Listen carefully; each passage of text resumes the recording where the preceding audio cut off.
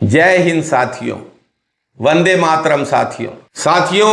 एक समय था जब हमारा देश अनाज की कमी से और सीमा पर दुश्मनों की समस्या से जूझ रहा था। उस समय जवानों और किसानों का मनोबल बढ़ाने के लिए, देश का मनोबल बढ़ाने के लिए कांग्रेस सरकार के प्रधानमंत्री स्वर्गीय लाल बहादुर शास्त्री ने नारा दिया था, जय जवान जय किसान। आज मोदी सरकार ने जवान और किसान को एक दूसरे के खिलाफ खड़ा कर दिया है। देश के जवान अन्नदाता किसान पर गोलियां बरसा रहे हैं। गोलीबारी में चलाई गई गोली से एक किसान शहीद हो गया।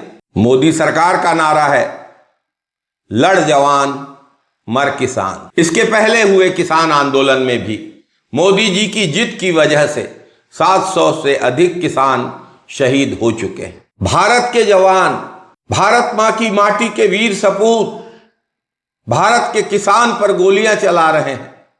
सोचिए, देश को किस विकट परिस्थिति में ला खड़ा किया है मोदी सरकार ने।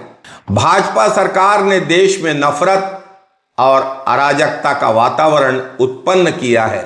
देशवासियों को एक दूसरे के खिलाफ खड़ा कर दिया है। पिछले 10 वर्षों में भाजपा सरकार ने देश को जाति के आधार पर, धर्म के आधार पर, वर्ग के आधार पर, क्षेत्र के आधार पर, मजदूर, नौकरी पेशा अलग अलग वर्गों में बांट दिया है। देशवासियों को अलग अलग वर्गों में इसलिए बांटा जा रहा है ताकि पूरे देश के लोग भेदभाव भुला के महंगाई पर, बेरोजगारी पर सवाल ना खड़ा कर सकें। देशवासी आपस में ही धर्म, जाति, क्षेत्र जैसे मुद्दों पर लड़ते रहें, एक दूसरे से नफरत करते रहें, ये एजेंडा है इनका। प्रधानमंत्री बनने के पहले मोदी जी एमएसपी के प्रबल समर्थक थे, लेकिन प्रधानमंत्री बनते साथ 360 डिग्री का टर्न लिया है उनने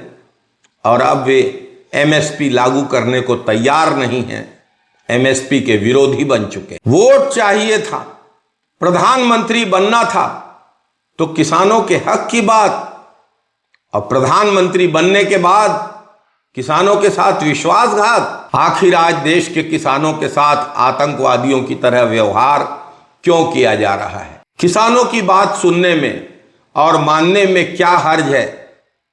वे अपना हक ही तो मांग रहे हैं, वे अपने फसल का वाजिब दाम ही तो मांग रहे हैं। साथियों, मोदी जी ने इसे अपने अहंकार की लड़ाई बना लिया है और किसानों पर लगातार अत्याचार जारी। साथियों, वक्त आ गया है कि अब इस अहंकारी अत्याचारी सरकार को हम सबक सिखाएं।